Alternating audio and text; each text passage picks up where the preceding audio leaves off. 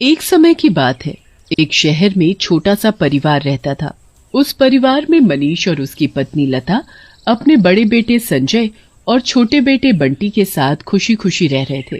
एक दिन की बात है जब बारिश रुकने का नाम ही नहीं ले रही थी। बंटी, ये तुम क्या कर रहे हो? मैं कागज की नाव बना रहा हूँ। मैं इसे बाहर पानी में तैराऊंगा। बहुत मजा आएगा। संजय बंटी की नाव बनाने में उसकी मदद करता है और जब बंटी की नाव बन जाती है तो वो बहुत खुश हो जाता है। भैया, मैं बाहर खेलने जा रहा हूँ। हाँ हाँ, क्यों नहीं। तभी उसे पीछे से किसी की आवाज आती है। बंटी पीछे मुड़कर देखता है तो एक औरत बहुत सारे गुब्बारे हाथ में लिए खड़ी होती है। बंटी पे इतने सारे रंग बिरंगे गुब्बारे देखकर बहुत खुश हो जाता है। आओ बेटा, मेरे पास आओ। देखो मेरे पास कितने सुंदर सुंदर गुब्बारे हैं। चुड़ैल, डरो मत बेटा, मेरे पास आओ। मैं बहुत अच्छी चुड़ैल हूँ। चुड़ैल की बातों में आकर बंटी उसके पास चला जाता है। चुड़ैल उसको गुब्बारा देने के बहाने पकड़ लेती है और उसे हवा में लेकर उड़ जाती है। ये मुझे कहाँ ले जा रही हो? छोड़ दो, मुझे जाने दो। चुड़ैल उसे अपने साथ एक खंडहर से घर में ले जाती है जहाँ चारों तरफ गुब्बारे ही गुब्बारे होते हैं। इतने सारे गुब्बारे। ये गुब्बारे नहीं है, ये तो बच्चे हैं, बच्चे, मेरे प्यारे प्यारे बच्चे, जैसे तू है मेरा प्यारा बच्चा। चुड़ैल बंटी को पकड़कर उस पर जादू करती है। उसके बाद वो उसे एक गुब्बारे में बदल देती है और उसे भी बाकी गुब्बारों के साथ कमरे में लगा देती है। कितने अच्छे लग रहे हो तुम सब, ऐसे चुपचाप हवा में लहराते हुए। पर अभी तो मुझे और बहुत सारे गुब्बारे चाहिए। ये तो अभी भी कम है।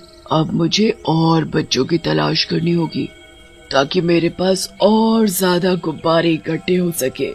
बहुत सारे गुब्बारे, बहुत सारे। चुड़ैल यहाँ बंटी को गुब्बारा बना देती है और उसका भाई संजय उधर उसके लिए परेशान हो रहा था। संजय बंटी को ढूंढने बाहर जाता है पर बंटी कहीं नहीं मिलता। फिर संजय की नजर बंटी की नाव पर पड़ती है जो पानी में तैर रही होती है। पर अजीब बात तो ये कि उस नाव पर एक गुब्बारा बंधा हुआ होता है। ये तो बंटी की नाव है, पर उसकी नाव पर ये गुब्बारा कैसा? सब लोग बंटी को एक एक जगह जाकर ढूंढते हैं पर बंटी का कुछ पता नहीं चलता। कुछ दिन में सब इस बात को मानने लगते हैं कि बंटी कभी वापस नहीं आएगा, पर संजय इस बात को मानने को तैयार नहीं होता। एक दिन अपने कमरे में बंटी की उस नाव को हाथ में पकड़े उसे देख रहा होता है। बेटा संजय, तुम कब तक ऐसे उदास रहोगे? हमने इस बात को मान लिया है कि बंटी कभी वापस नहीं आएगा। नहीं माँ, वो आएगा, वो जरूर आएगा। मैं उसे ढूंढ कर लाऊंगा। एक दिन स्कूल की छुट्टियां पड़ जाती हैं। अगले दिन से सब लोग रोज पार्क में मिलते हैं और खूब खेलते हैं। एक दिन जब सब लोग पार्क में फुटबॉल खेल रहे होते हैं तो फुटबॉल बहुत दूर पहुंच जाती है। ओहो, अब कौन लेकर आएगा फुटबॉल इतनी दूर से? राहुल, तुझे ही जाना पड़ेगा क्योंकि तूने ही उसे इतनी दूर पहुंचाया है। हाँ हाँ ठीक है। राहुल आगे झाड़ियों में जाकर फुटबॉल ढूंढने लगता है। कुछ देर बाद उसे फुटबॉल दिख जाती है, पर वो जैसे ही फुटबॉल को उठाने लगता है वो अपने आप आगे चली जाती है। ये फुटबॉल अपने आप बार बार आगे कैसे चली जाती है? रुक। राहुल फुटबॉल के चक्कर में आगे निकल जाता है जहाँ चुड़ैल गुब्बारे लेकर खड़ी होती है। चुड़ैल, डरो मत मुझसे बेटा, मेरे पास आओ, मैं तुम्हें कुछ भी नहीं कहूंगी। राहुल चुड़ैल की बातों में आकर उसके पास चला जाता है। चुड़ैल उसको गुब्बारा देने के बहाने पकड़ लेती है और अपने साथ उड़ाकर अपने घर ले जाती है।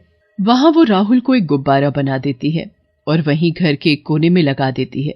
और इधर पार्क में संजय और सविता राहुल का इंतजार करते रहते हैं। बहुत देर बाद भी जब राहुल फुटबॉल लेकर वापस नहीं आता तो दोनों उसे ढूंढने निकल पड़ते हैं। कुछ दूर झाड़ियों के पास उनको अपनी फुटबॉल पड़ी मिलती है और उस फुटबॉल पर एक गुब्बारा भी बंधा हुआ होता है। नहीं नहीं, ये नहीं हो सकता। क्या हुआ संजय? ठीक ऐसा ही हुआ था मेरे छोटे भाई बंटी के साथ। वो भी एक दिन अचानक ऐसे ही गायब हो गया था और जिस जगह से वो गायब हुआ था वहाँ ऐसा ही एक गुब्बारा था। क्या? ये तुम क्या बोल रहे हो? मैं सच बोल रहा हूँ सविता, राहुल के साथ भी वही हुआ है। और जाने कितने बच्चों के साथ ऐसा हुआ होगा। हमें इसके पीछे की सच्चाई का पता लगाना ही होगा। पर कैसे? कल से हम उन जगहों पर घूमेंगे जहाँ बच्चे खेलते हैं, तभी शायद हम उसको ढूंढ पाएं जो बच्चों को गायब कर रहा है। अगले दिन सविता और संजय हर उस जगह पर घूमने लगते हैं जहाँ बच्चे होते हैं। मैं पानी की बोतल लेकर आता हूँ, तुम यहीं बेंच पर मिलना। संजय पानी लेने चला जाता है और तभी सविता को एक आवाज सुनाई देती है। गुड़िया, मेरी प्यारी गुड़िया, आओ आओ मेरे पास। सविता इधर उधर देखती है पर उसे कोई नहीं दिखता, पर एक पेड़ के पास बहुत सारे गुब्बारे दिखते हैं। वाह, कितने सुंदर और रंग बिरंगे गुब्बारे हैं। सविता उन गुब्बारों के पास जाने लगती है। वो उस पेड़ के पास पहुंचकर उन गुब्बारों को छूकर उनसे खेलने लगती है। तभी संजय पानी की बोतल लेकर आता है, पर सविता बेंच पर नहीं होती। वो तो एक पेड़ के पास खड़ी गुब्बारों से खेल रही होती है। गुब्बारे, कहीं सविता किसी खतरे में तो नहीं? मुझे अभी उसके पास जाना होगा। संजय सविता के पास पहुंचता है। इतनी देर में चुड़ैल पेड़ के पीछे से बाहर निकलती है और सविता का हाथ पकड़कर उसे हवा में अपने साथ ले जाती है और पेड़ के पास एक गुब्बारा छोड़ देती है। चुड़ैल, मतलब ये वही है जो सब बच्चों को उठाकर ले जाती है। मुझे जल्दी से इसका पीछा करना होगा। संजय अपनी साइकिल उठाता है और उस चुड़ैल का पीछा करने लगता है। छोड़ो, मुझे जाने दो मुझे प्लीज। इतनी मुश्किल से तो तुझे पकड़ा है, तो ऐसे कैसे जाने दूं? तो ऐसे कैसे छोड़ दूं? अब तो तुझे मैं हमेशा अपने पास रखूंगी। चुड़ैल उड़ते हुए अपने घर पहुंच जाती है और सविता को अपने साथ घर के अंदर ले जाती है। संजय अपनी साइकिल बाहर खड़ी कर देता है और चुपके से खिड़की से अंदर झांक कर देखने लगता है। पूरा घर रंग बिरंगे गुब्बारों से भरा हुआ होता है।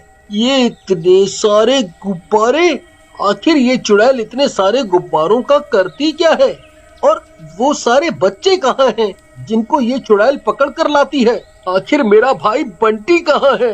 चुड़ैल सविता को पकड़कर उस पर जादू करना शुरू कर देती है।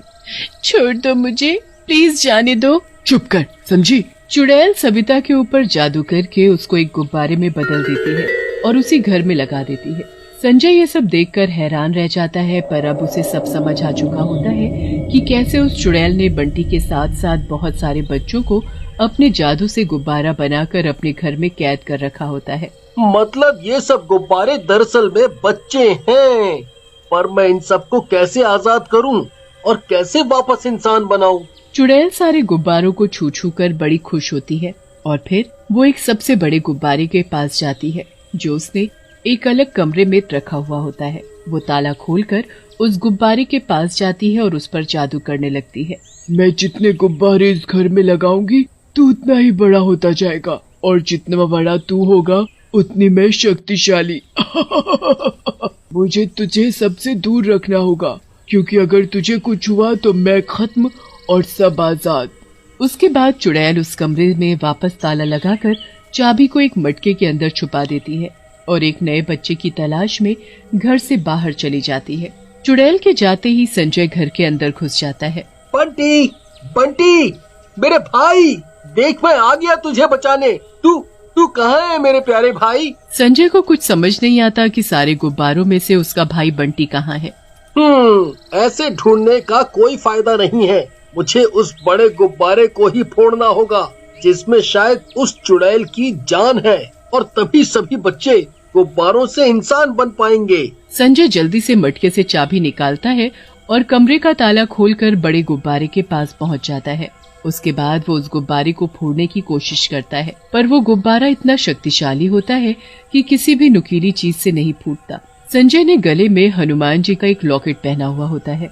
संजय फिर उस लॉकेट को निकालता है, जिससे एक बार मारने पर ही वो गुब्बारा फूट जाता है और चुड़ैल का अंत हो जाता है। उसके बाद सभी गुब्बारे बच्चों में बदल जाते हैं। संजय अपने भाई बंटी और अपने दोस्त राहुल और सविता से मिलकर बहुत खुश हो जाता है।